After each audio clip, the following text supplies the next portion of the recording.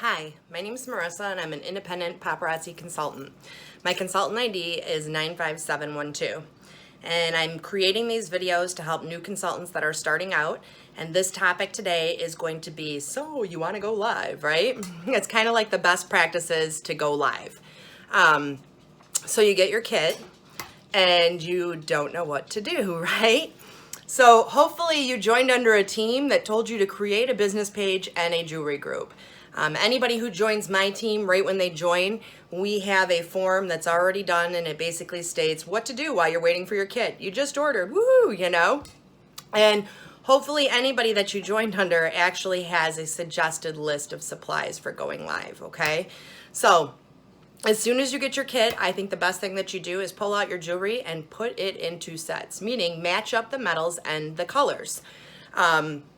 Hopefully you've gone out and you've started telling people, I'm selling paparazzi. And you've created some kind of a buzz amongst family members and friends about this $5 frenzy, right?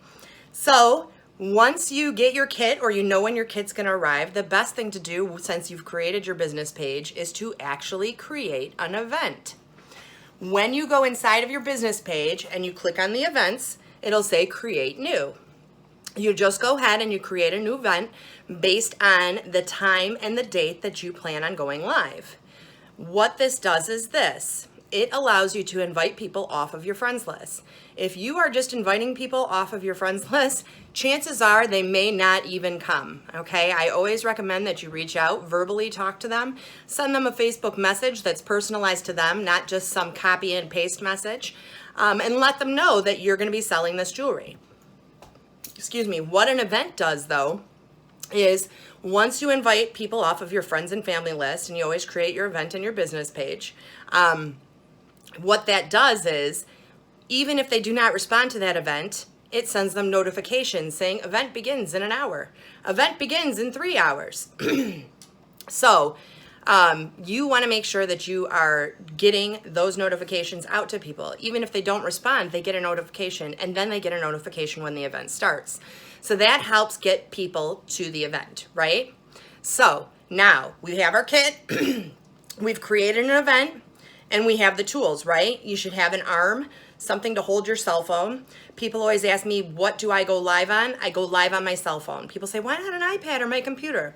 Because iPads and computers, they do not have enough clarity in the video. They're not meant to go out and take photos, okay? They do not have enough clarity in the video that they will be able to see the jewelry very well, okay? So when you are going to go live, you should have some kind of a tripod or a clip that holds your camera. I know Five Below is good for that. And like I said, hopefully your team leader has already given you this information. You are going to make sure you have a power cord with your phone plugged in. Going live takes up a lot of battery, okay? The next thing you're going to want to try to do is you want to make sure that you have a bust. Most jewelry looks better on a bust. And I always recommend that you go to Joann Fabrics or to Michael's and you grab yourself like a 15-inch bust.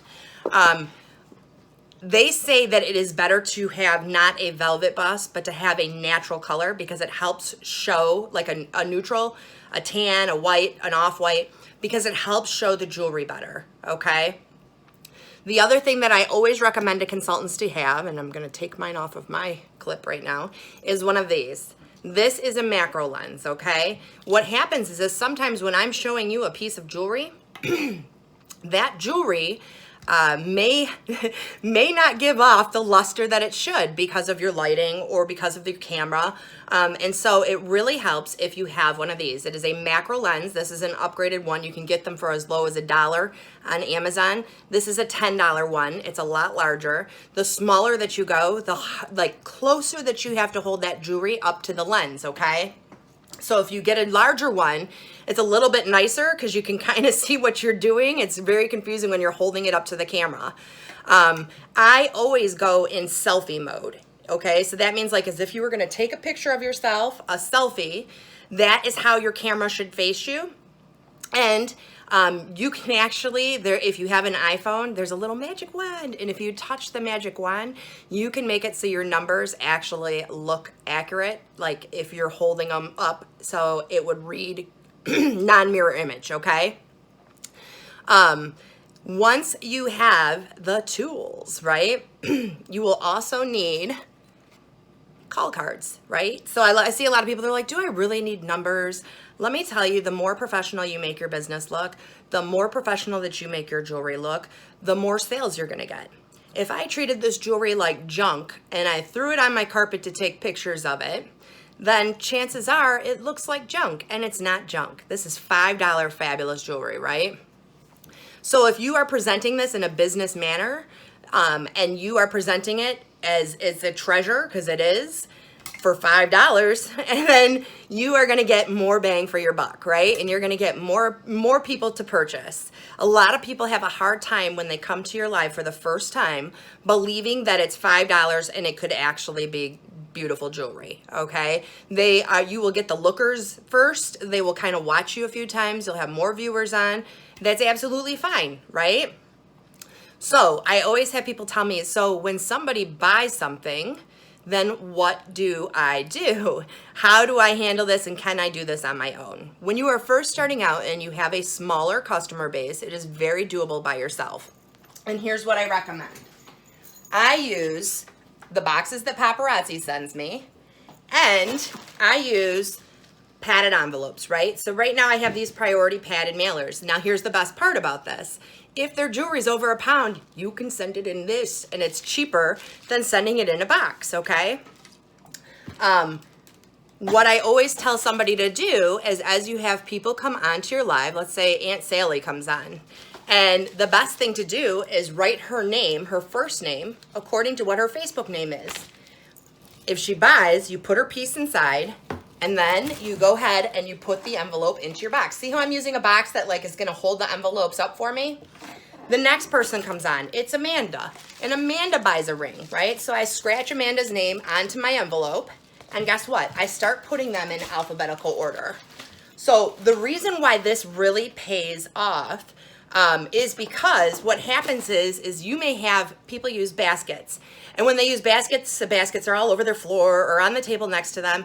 And it takes them time to figure out whose basket is whose, even with their name on them.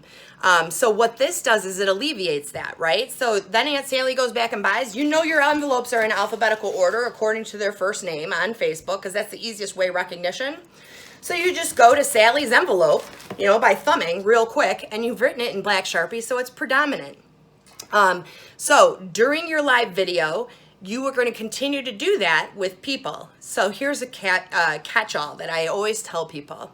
I always tend to have people shop my video after I'm live, right?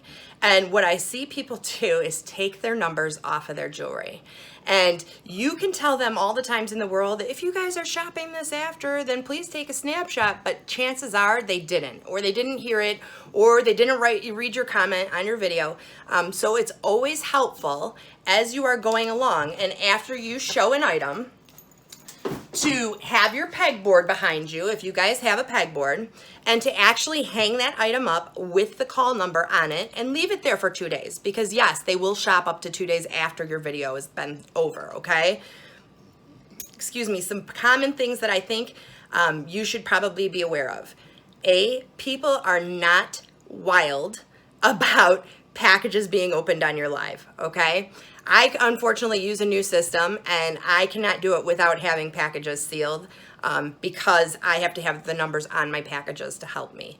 As you are starting out though, when you go live, you are actually just pulling any number. You do not have to pick and have, I always recommend not to have them in numerical order, because then the person that's lagging, or, you know, somebody sees something pink and they just grab it right away. You kind of want to be able to showcase exactly what we have to offer, especially for people that aren't familiar with this.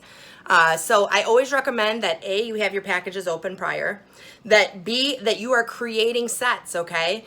People would look at a necklace and they'll say, gosh, I love that, but I don't have a bracelet or a ring or anything that goes with it. So if you can present to them a bracelet and a ring, then hey, you might have just sold 3 pieces of jewelry instead of 1.